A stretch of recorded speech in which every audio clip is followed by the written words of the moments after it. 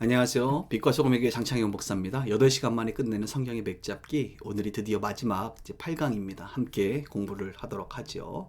먼저 차례를 보시면 성경 개관, 성경 전체 맥잡기를 첫 번째 서로 했고요, 우리가. 그다음 구약과 신약에 대해서 공부를 했어요. 그리고 지난 시간에 성경의 주요 관점에 대해서 4가지 배운 적이 있습니다. 기억납니까? 구속사적 관점, 하나님 나라의 관점, 그 다음에 언약적, 그죠? 하나님과의 언약의 관점, 마지막으로 성전 중심, 성전에 대한 관점으로 성경 전체가 어떻게 흘러가고 있는지에 대해서 잠깐 살펴봤습니다. 오늘은 마지막 시간인데요. 이제 성경을 해석하고 적용하는 것입니다. 그러니까 우리가 이제 성경을 볼 때 성경을 어느 곳을 피든 그 부분이 무슨 내용을 담고 있고 또 그 내용을 우리가 어떻게 해석해야 되느냐, 그리고 우리 개인의 삶에 대해서 어떻게 적용해야 되느냐 라고 하는 것이죠. 사실은 이 8번째를 위해서 앞에 7가지의 공부를 우리가 한 것입니다. 그러면 앞으로 여러분들이 성경을 어떻게 지혜롭게 또 바르게 해석할 수 있고 적용할 수 있는지에 대해서 한번 공부를 하도록 할게요. 자, 성경 해석 및 적용에 대한 먼저 내용을 볼 때 배경을 보셔야 됩니다. 배경. 그러니까 성경을 구약 어느 곳을 보든 그 성경의 배경이 있잖아요. 크게는 거시적인 배경과 미시적인 게 있을 거예요. 거시적인 것이라고 하면 책의 분류, 이것이 역사서인지 선지서인지 또 예언서인지, 그죠? 또 시가서인지 뭐 이런 것들이 필요하고요. 그 다음에 이 책의 위치가 지금 창세기부터 요한계시록까지 역사서 중에서도 역사서 같은 경우는 어느 위치에 있는가, 또 서신서, 선지서도 그 역사 속에 함께 시간 속에 있기 때문에 어느 부분에 있는지를 알아야 되고, 그리고 이 책을 딱 보는 순간, 성경 한 부분을 보는 순간, 뭐 로마서면 로마서, 그죠?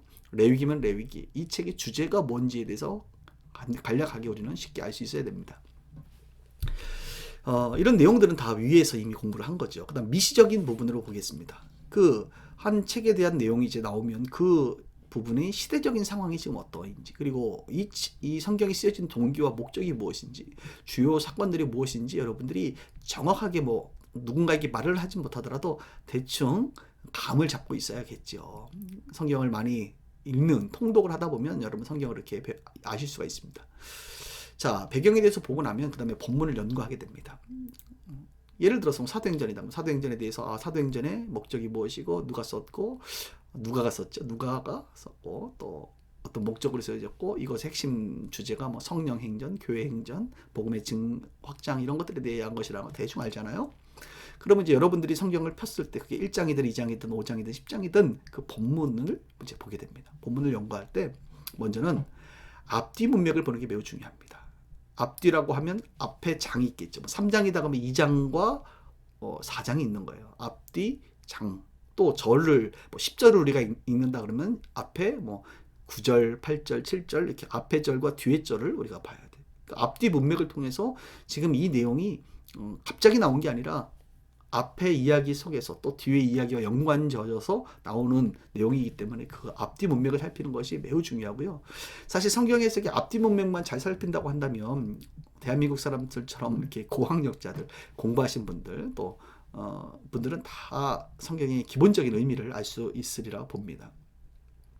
그 다음에는요, 본문을 분석합니다. 이제 앞뒤 문맥을 연구하고 그 다음에 본문이 도대체 무엇을 말하느냐. 그 본문 안에는 단어가 있을 거 아닙니까? 이 단어들이 연결되면 그것이 하나의 내용이 되고요. 그 내용을 중심으로 뭘 뽑아낼 수 있느냐? 우리는 주제를 뽑아낼 수 있는 거예요. 그래서 여러분 제가 설교할 때도 마찬가지예요. 오늘 본문이 말하고 있는 것들을 연구할 때 먼저 단어들이 많이 나오고 그 단어들이 연결된 전체 내용이 있고 그 내용 속에서 오늘 성경이 말하고자 하는 주제를 제가 이제 묵상하면서 정하게 되는 것이죠. 그 주제가 다른 주제가 내가 하고 싶은 주제가 아니라 성경이 말하고 있는 원래의 주제, 그 주제를 성도들의 삶에 가장 적절한 표현으로 적용하여 하는 것이 이제 설교고, 또 여러분들도 성경을 볼 때 그런 것들을 이해할 수 있어야 됩니다. 자, 이제 지식을 가지고 또 성경 본문을 연구하고 나면 마지막에는 적용을 해야 됩니다. 적용은 3가지가 있는데요. 먼저는 원의미, 원래의 의미, 본질적 의미입니다. 원저자, 사도행전이라고 하면 누가가 저자이잖아요. 누가가 물론 하나님이 저자시긴 합니다. 모든 성경은. 그러나 하나님의 저자, 특히 원저자가 원수신자, 데오빌로 각하라고 했으니까 사도행전은 데오빌로라고 하는 어떤 사람에게 하는 메시지. 그런데 그 내용은 예수 그리스도에 대한 이야기이고 그 이후에 예수 믿는 사람들에 대한 이야기잖아요. 그런 사도들의 이야기를 지금 하고 있다. 그래서 오늘 본문이 특히 뭐 3장이다 3장 1절부터 3절이면 그 본문이 하고자 하는 원래의 의미를 우리가 알고 그 원래의 의미를 적용하는 게 가장 바람직해요. 그 다음에 이 원래의 의미 말고 두 번째는 보편적인 의미가 있어요. 성경적 가치관 안에서 전달되어지는 메시지다. 무슨 말입니까? 원래의 의미도 있지만 또 우리가 원래의 의미와 조금 다르게 그냥 이 메시지가 나에게 참 어떤 단어가 의미가 있어. 그런데 이것이 여러분 보편적이지 않으면 안 돼요. 성경 창세기부터 요한계시록 전체 속에서 어떤 신학적이고 전체 속의 성경의 가치관을 벗어나서는 안 되는 내용입니다. 많은 경우 이제 큐티를 할 때 마찬가지예요. 너무 개인적으로 우리가 적용을 할 때 보편적인 것들을 적용해야 되는데 원래의 의미와 보편적인 것을 넘어서 너무 사변적으로 여러분 적용하는 경우가 많습니다. 그러면 굉장히 위험해요. 한 예로 여러분 아브라함이 이삭을 바치는 사건 있잖아요. 그 내용을 볼 때 여러분 어떻게 받아들이시겠습니까? 그냥 와 아브라함이 이삭을 바쳤네. 하나님을 사랑하는지 하나님 말씀에 순종하는지 한번 도전했네. 그리고 순종했네. 야 나도 이 말씀을 오늘 큐티하니까 내 자식 내 아들이 지금 하나 있는데 내 아들을 이제 하나님을 사랑하는 하나님을 신뢰하고 주님을 경유하는 것에 대한 내가 표징으로 한번 오늘 이 큐티를 했으니까 나도 내 아들을 죽일 거야. 이러면 되겠어요? 안 되겠어요? 안 돼요. 왜 그래요? 보편적인 의미. 보편적으로 하나님이 여러분 아들 죽게 안 합니다. 이미 자신의 아들 예수 그리스도 한번 죽게 하셨으면 된 거예요. 그래서 성경 전체 속에 있는 그런 흐름 속에서 또 원래의 의미가 무엇입니까? 그분의 아들은 바로 이삭은 예수 그리스도를 상징하고 그죠? 그 아브라함이 아들을 바치는 사건을 통해서 아주 특별한 경우죠. 특별하게 하나님의 말씀 앞에 정말 순종하는 믿음의 조상으로서의 삶. 그리고 또 이삭이 죽지 않았어요. 하나님께서 그죠? 순양을 통하여 또 다른 피 흘림, 또 다른 대속의 은혜를 베푸신 것을 신약으로 보면 예수님에 대한 예표로서의 그 사건을 아주 특별하게 구약의 그 아브라함을 통해서 하나님께서 모형론적으로 주신 거거든요. 이미 끝난 사건입니다. 이것을 우리로 하여금 또다시 그렇게 구원, 예수님을 예표하도록 우리 가운데 주시진 않는다는 거예요. 그래서 원 의미를 알고 보편적 의미를 알고 나서 그 다음에 세 번째가 개인적인 의미로서 여러분들 적용하셔야 되는 거예요. 성령의 감동을 따라 개인의 삶에 적용하는 메시지다. 물론 제가 큐티를 할 때는 여러분들에게 이 세 번째 개인적인 의미, 성령의 감동을 따라 아주 직관적으로 적용해야 된다라고 말하지만 그 적용의 내용이 보편적 의미와 원 의미를 너무 벗어나서는 안 된다. 기본적으로. 그리고 이 원래의 의미와 보편적인 의미를 아는 사람들이 사실은 이런 개인적인 의미도 오해 없이 또 벗어나지 않는 해석을 할 수 있겠다 이렇게 봅니다. 자, 이론적으로만 하니까 너무 힘드시죠? 지금부터는 실제 사례를 한번 가지고 함께 고민해 보도록 하죠. 실습입니다. 오늘은 구약의 하나, 신약의 하나 두 가지 실습을 통해서 함께 성경을 어떻게 해석하고 적용하는지 알아보도록 할게요. 구약의 여러분 예레미야 33장 1절에서 3절이 굉장히 유명한데요. 제가 성경을 좀 보겠습니다. 예레미야 33장 1절에서 3절 뭐 있으신 분들은 성경을 보셔도 되고 없으신 분들은 들으시면 되겠어요. 제가 읽어드립니다. 예레미야가 아직 시위대 뜰에 갇혀 있을 때에 여호와의 말씀이 그에게 두 번째 임하니라 이르시되 이를 행하는 여호와 그것을 만들어 성취하는 여호와 그의 이름을 여호와라는 이가 이와 같이 이르시니라. 너는 내게 부르짖으라. 내가 내게 응답하겠고 내가 알지 못하는 크고 은밀한 일을 내게 보이리라. 이 말씀 굉장히 유명한 말씀이죠. 이를 행하는 여호와 그것을 성취하는 여호와 그분이 너는 내게 부르짖으라. 내가 알지 못하는 크고 놀라운 일을 내게 보이리라. 누구에게 한 말이에요? 예레미야 선지자에게 한 말이에요. 여기 보니까 1절에 시위대들에 갇혀 있을 때 여호와께서 그에게 말씀하셨다. 자, 이 말씀 가지고 그동안 들은 설교들 뭐가 있을까요? 너는 내게 부르짖어라. 이 말씀만 보면 우리는 개인적으로 어떻게 적용해요? 기도하자. 기도 이렇게 이제 적용이 되는 거예요. 우리가 부르짖으면 하나님이 놀라운 일을 행하실 거야. 이렇게 적용을 했어요. 그래서 하여간 그냥 내 중심적으로 기도하면 하나님께서 역사를 이루실 거야. 왜? 하나님은 일을 행하는 여호와 그것을 성취하시는 여호와니까 내가 원하는 대로 부르짖으면 일을 행하시고 성취하시고 놀라운 비밀한 일을 내 인생 가운데 보여주실 거야. 자, 여러분 어떠세요? 이 내용이 맞나요? 틀리지 않습니다. 개인적 적용으로 굉장히 맞죠? 개인적인 적용으로 그렇게 적용할 수 있습니다. 왜 맞다고 하죠? 이 내용이 자 개인적인 적용 위에 뭐가 있었어요? 보편적 적용. 보편적으로 지금 제가 얘기했던 이 적용이 크게 문제가 되나요? 일을 행하시잖아요. 하나님이. 성취하시는 분 맞잖아요. 또 기도하라. 이것도 보편적으로 성경 창세기부터 요한계시록까지 우리가 해야 될 일이잖아요. 우리가 기도하면 크고 비밀한 일을 보이시죠? 하나님이. 맞아요. 여러분. 보편적으로 또 문제가 안 돼요. 그런데 이제 그 위에 원래의 의미는 무엇일까? 원래의 의미 상관없이 그냥 보편적이고 개인적인 것만으로도 충분히 이 내용을 우리가 해석하고 적용할 수 있어요. 그런데 원래의 의도를 알면 조금 더 풍성할 뿐만 아니라 너무나도 개인적인 부분을 수정할 수 있겠죠. 자, 볼까요? 실습. 여러분, 예레미야는 어디에 있죠? 우리가 배경을 보면 알 것 같은데 역사서 아니죠, 일단. 그렇죠? 그다음 시가 성문서 시편자문 아니고 그다음에 대선지서잖아요. 대선지서. 예레미야는. 그러니까 이사야, 예레미야가 에스겔, 다니엘 이 대선지서 5개 중에 하나인데 예레미야는 대선지서. 선지서지 맞죠. 선지자에게 하나님이 하신 말씀이지. 그리고 이 예레미야는 언제 쓰여졌죠, 여러분? 배경이 어떻게 되죠? 자, 이 표가 바로 그것을 설명해 주겠습니다. 여기 보시면 이사야가 있고 예레미야가 있잖아요. 예레미야는 포로로 끌려가기 직전부터 하나님께서 예레미야를 통하여 그 주제가 뭐였습니까? 너희들에게 내가 70년간 바벨론의 포로가 되게 하겠다라고 하는 그 메시지. 그래서 예레미야는 이 말씀을 들을 때 눈물이 났어요. 자신의 민족이 포로로 끌려가는구나. 이제 망했구나. 그래서 눈물을 흘리며 외쳤던 눈물의 선지자가 예레미야 아닙니까? 예레미야는 이스라엘 백성들의 멸망을 눈물로 외쳐야만 했던 부르심이 있는 사람이 바로 예레미야였습니다. 이렇게 멸망만을 말한 것이 아니라 그러나 그는 그 이후에 미래적으로 소망을 말하죠. 소망. 그 소망은 하나님이 귀환하게 할 거야. 회복하게 할 거야. 하나님이 우리는 지금 33장을 보죠. 31장에 보면 새로운 언약을 말씀하시잖아요. 나는 너희 하나님이 되고 너희는 나의 백성이 되고 내가 이제는 율법이 아니라 내 속에 신비죠. 신비. 내 속에 말씀을 두어 뼈에 새기게 마음에 새기게 하겠다. 그것은 성령을 말씀하시고 있는 건데 성령을 통해서 새롭게 말씀하시는 그죠? 진리죠. 그래서 율법 종문이 아닌 죄와 사망의 법이 아닌 로마서 8장으로 말하면 생명의 성령의 법을 따라 주님이 새로운 언약을 약속하신 게 바로 예레미야 31장의 앞부분에 나와 있는 내용이거든요.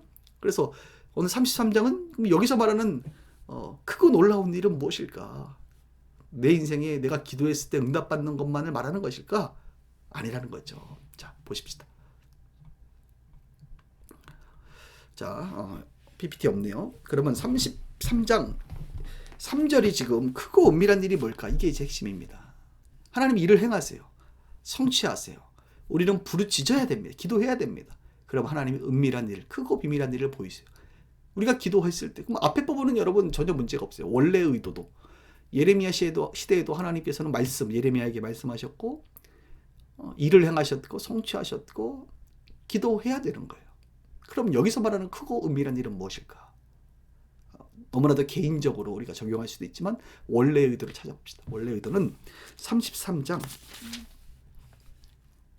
14절부터입니다. 14절에 보면 예레미야가 하나님께서 말씀이 또 떨어지는데 여호와의 말씀이니라 이렇게 이제 말씀하세요. 그런데 이 내용이 이제 크고 비밀한 일이 뭔지를 보여주는 거예요. 보라 내가 이스라엘 집과 유다 집에 대하여 일러준 선한 말을 성취할 날이 온다. 성취할 날이.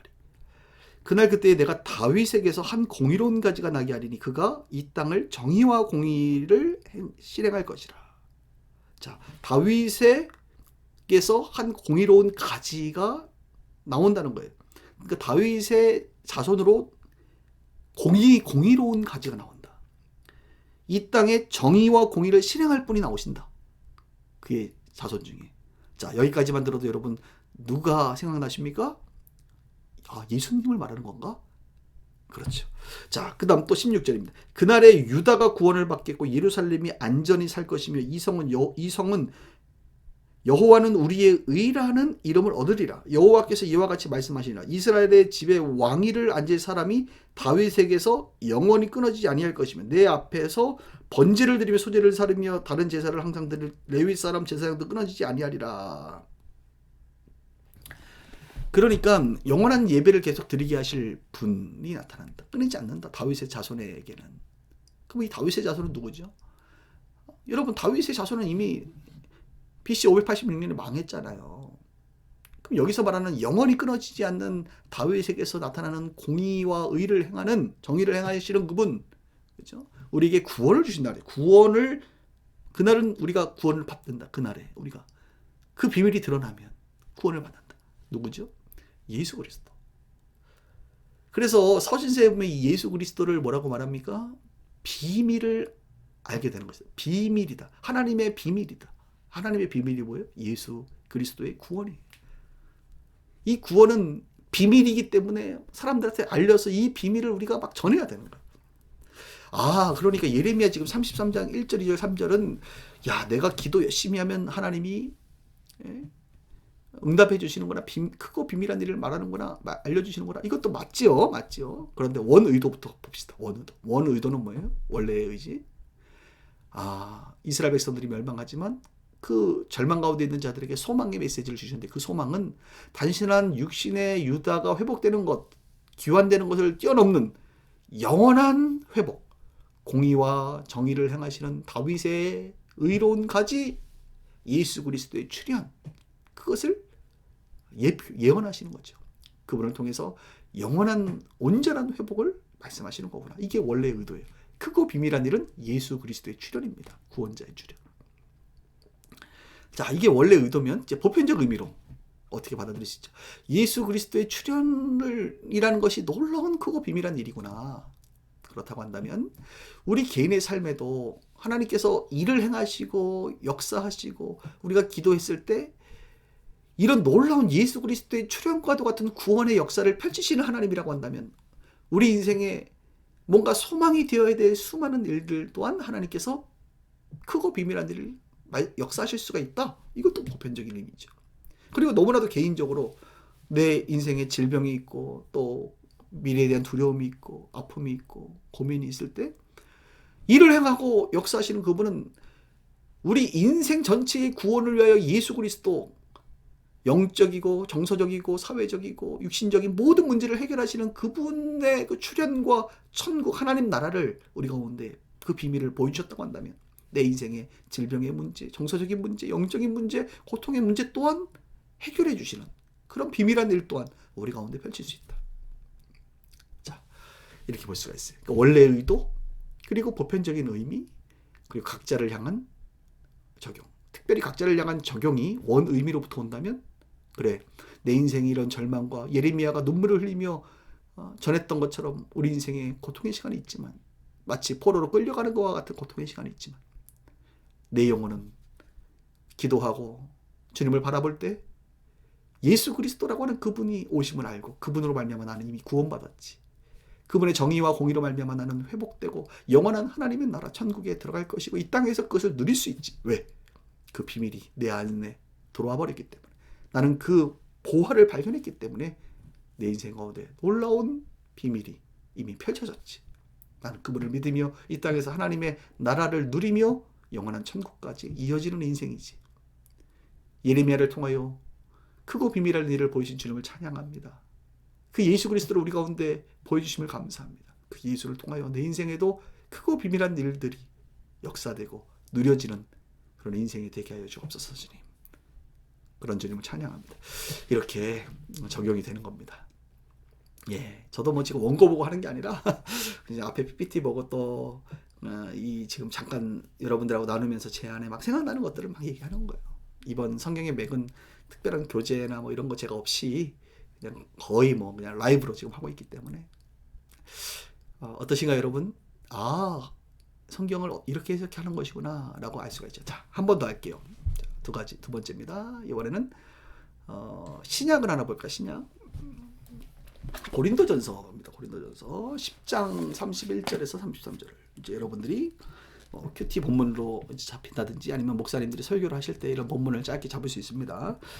이것도 굉장히 유명해요. 한번 들어보십시오. 그런즉 너희가 먹든지 마시든지 무엇을 하든지 다 하나님의 영광을 위하여 하라. 유대인에게나 헬라인에게나 하나님의 교회에게나 거치는 자가 되지 말고 나와 같이 모든 일에 모든 사람을 기쁘게 하여 자신의 유익을 구하지 아니하고 많은 사람의 유익을 구하여 그들로 구원을 받게 하라 라고 하는 말씀이 있습니다. 무엇을 먹든지 마시든지 주님의 영광을 위해서 하라. 아주 유명한 말이죠.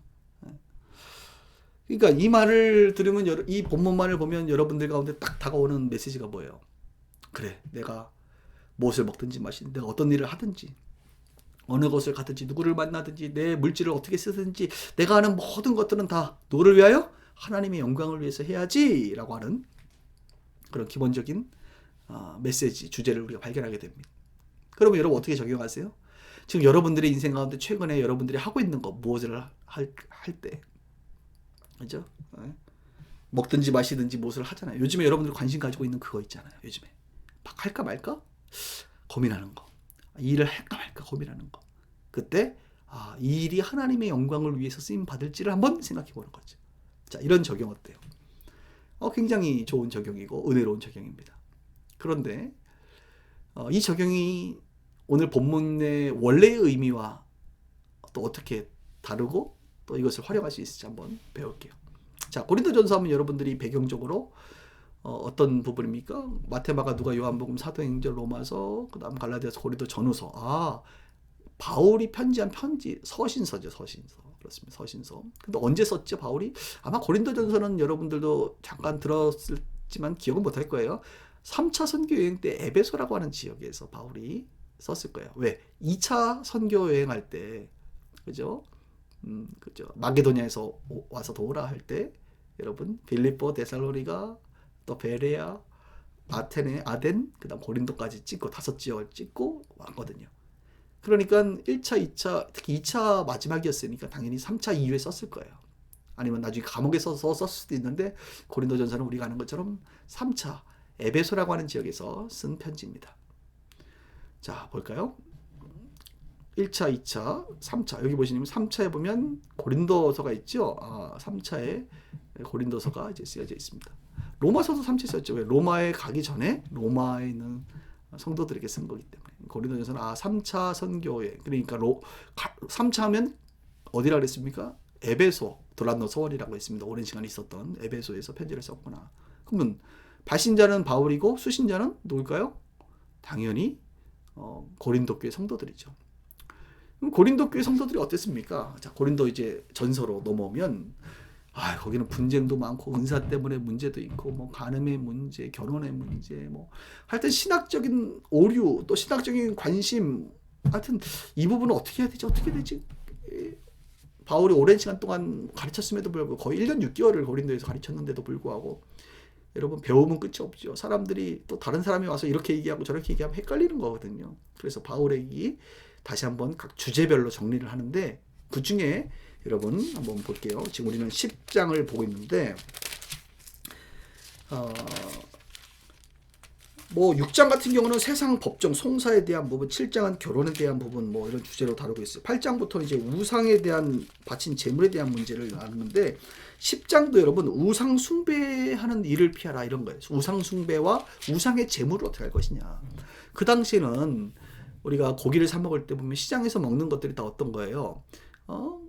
저기 이제 이방 신전에 바쳐졌다가 나온 그런 제사상 음식 같은 거예요, 한마디로. 그러니 이 음식을 먹는다는 것은 이방 신에게 드려졌다가 나온 거기 때문에 시장에 먹어야 된다, 말아야 된다. 이것은 어떻게 될지 모른다. 그래서 바울도 그런 얘기를 앞에 이제 10장에 보면 이런 내용, 너희가 하나님의 그 잔을 마시고 하나님이 주시는 떡을 마시고 성만찬을 말하죠.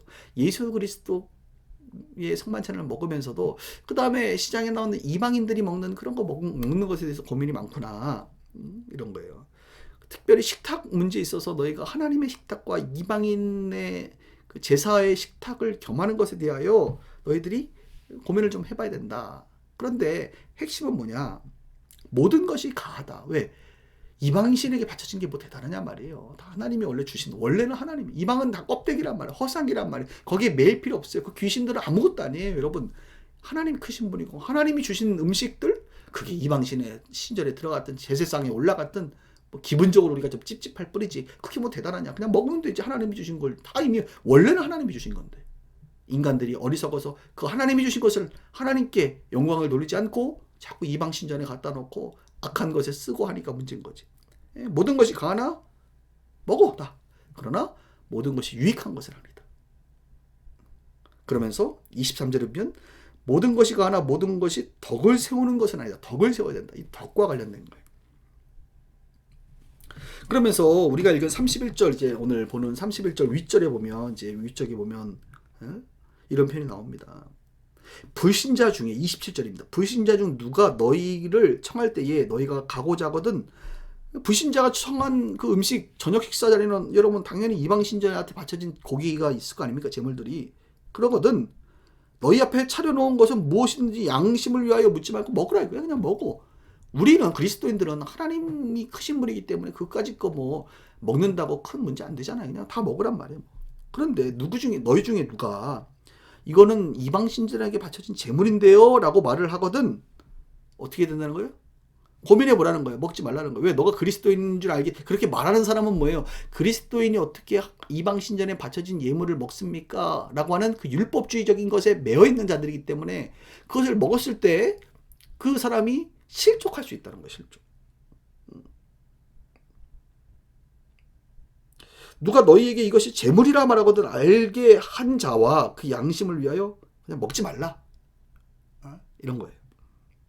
자, 제가 예전에 이런 얘기했죠. 저도 율법주의에 빠져가지고 교회를 어렸을 때 다니는데 주일날 예배 마치고 우리 부목사님이 청년들하고 옆에 있는 구멍가게 가서 아이스크림을 막 사 먹는 거예요. 그래서 제가 와 어떻게 안식일도 아닌데 안식일날 어떻게 돈을 쓰냐 말이지 목사가. 그래 시험 들었다니까. 왜? 내가 율법주의에 빠져 있었으니까. 내가 믿음이 너무나도 어렸으니까. 그러니까 믿음이 연약한 어린 나이와 같은 자를 실족하게 하지 말라고 예수님 마태복음에 말해요. 실족하게 하면 그 어린 나이를 차라리 그냥 연자맷돌에 매서 물에 빠뜨리는 게 낫다. 그 말은 그냥 죽이는 거와 같은 거다. 실족하면 시름 앓고 상처받으니까 차라리 그렇게 해서 죽느니 그냥 연자맷돌 빠뜨려서 죽게 하는 게 낫다. 그만큼 실족하게 누군가를 실족하게 하는 것은 매우 안 좋은 것이다. 너희 중에 이 손으로 누가 실족하게 하면 손 잘라버리고 눈으로 실족하게 하면 눈 잘라버리고 입으로 실족하게 하면 자꾸 입을 잘라버리고 그런 장애를 가지고 차라리 천국에 가는 게 낫지. 그렇게 실족하게 누군가의 영혼을 구원하는 것이 아니라 오히려 죽이는 인생이 되면 멀쩡한 상태로 지옥 가는 것보다 낫다. 이렇게 얘기하지. 그래서 오늘 31절부터 다시 보면 누구든지 먹든지 마시든지 무엇을 하든지 다 누구를 위해요? 하나님의 영광을 위해서. 그러니까 먹어도 되고 물은 먹을 수도 있고 안 먹을 수도 있는데 뭐 그 사람들이 실족하지 않을 문제면 그냥 먹으란 말이에요. 그런데 이것이 그 사람을 실족하게 할 문제라고 한다면 누군가를 믿음이 연약한 자를 그러면 먹든지 마시든지 무엇을 하든지 하나님의 영광을 위해서 그러니까 먹는 것 먹든지 안 먹든지 다 하나님의 영광을 위해서 이래.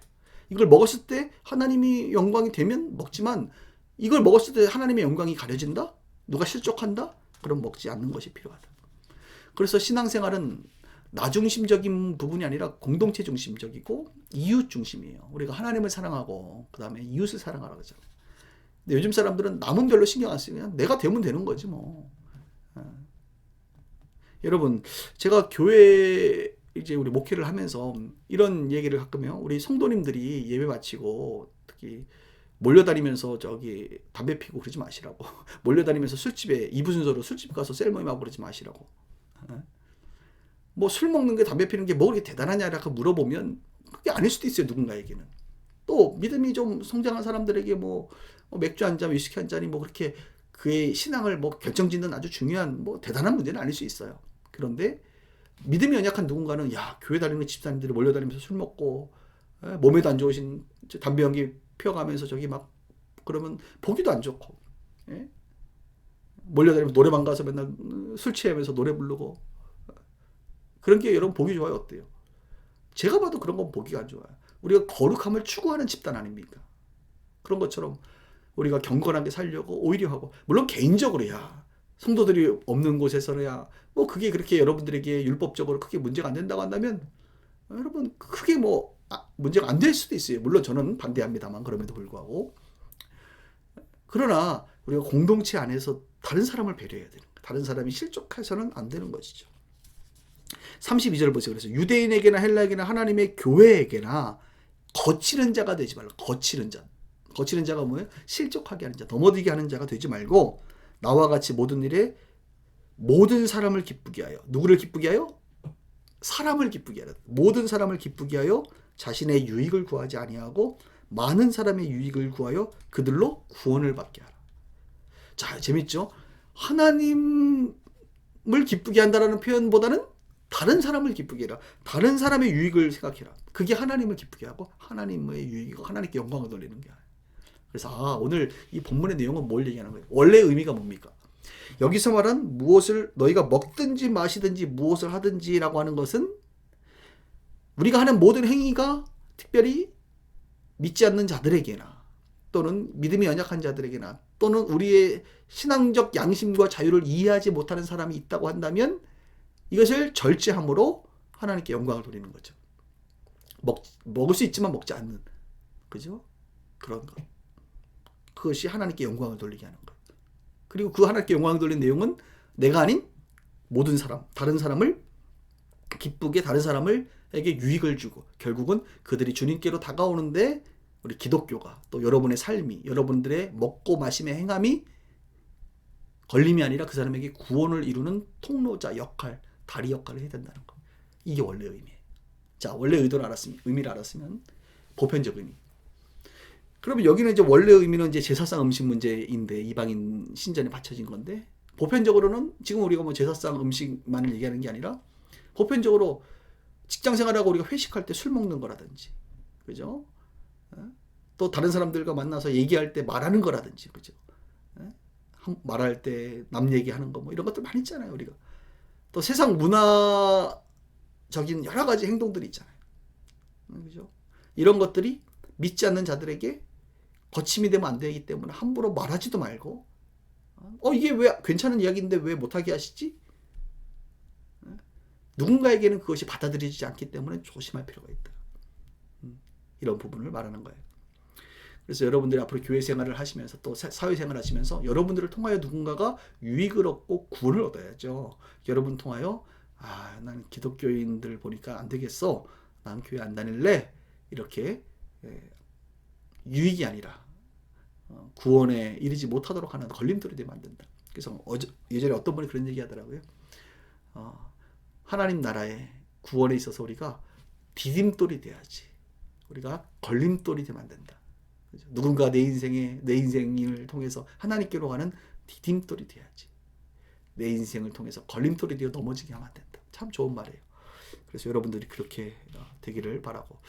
그래서 이제 보편적인 의미를 가지면서 이제 여러분 개인적인 의미를 적용해 보는 거예요. 내가 요즘에 무엇을 먹든지 마시든지 무엇을 할 것. 여러분 요즘에 뭐에 관심이 많으세요? 여러분의 선택. 무엇을 하고 싶으세요? 어떻게 막 하고 싶으세요, 여러분?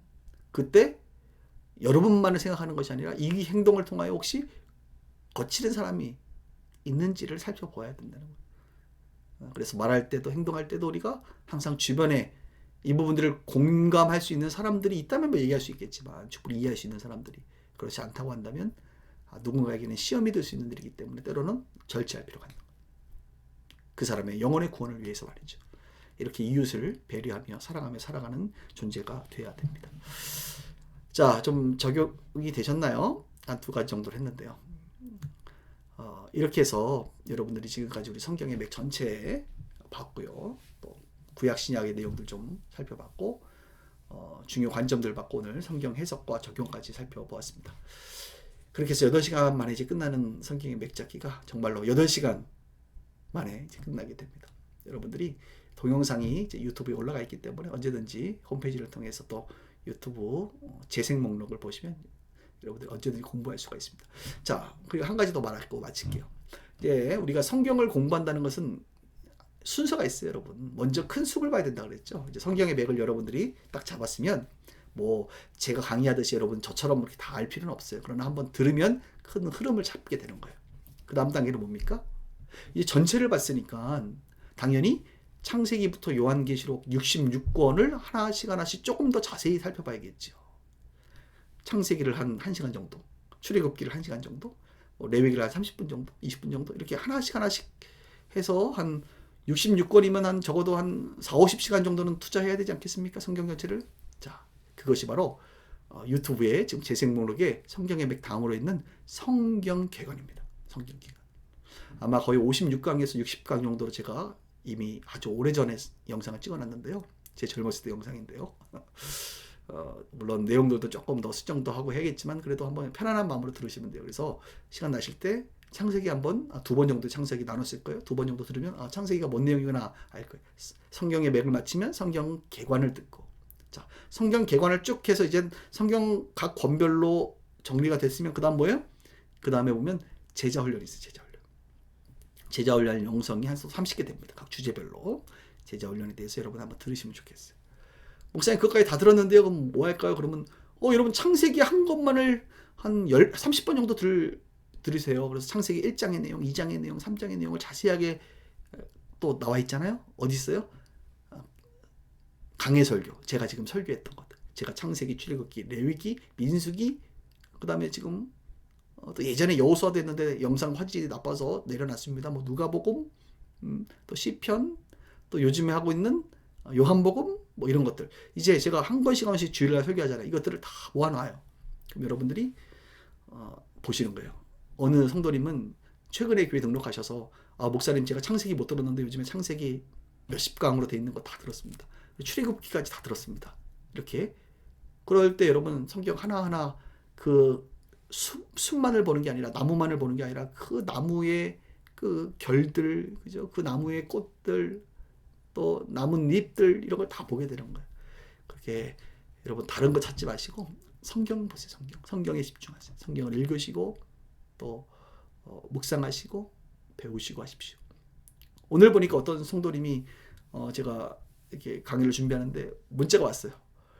레위기를 읽고 있다가 아사셀이라고 하는 동물이 광야로 나가는데 이게 뭡니까? 이렇게 물어보더라고요. 그래서 제가 예전에 레위기 했던 설교를 보내줬어요.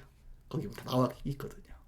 그런 자세한 것들까지 맥이라든지 개관에는 나오지 않거든요. 그래서 강해 설교 부분까지도 보시면 되겠습니다.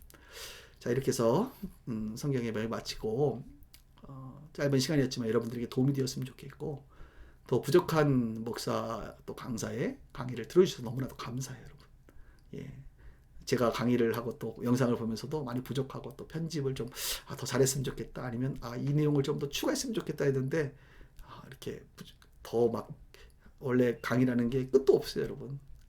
더 잘하고 싶고 욕심이 있는데 그 마음을 좀 내려놓고 이 정도로 우리가 배우도록 하고요. 이 성경의 맥 강의는 유튜브에 계속 있으니까 필요한 사람들에게 공유해 주시면 좋겠고, 또 수년 후에 아마 다시 찍게 된다면 조금 더 좋은 퀄리티로 찍게 될 겁니다. 그러나 앞으로 수년 동안에는 특별하게 다루지 않을 거예요. 이 영상을 보시면 좋을 것 같습니다. 여러분 감사합니다. 주님 안에서 사랑하고 축복합니다.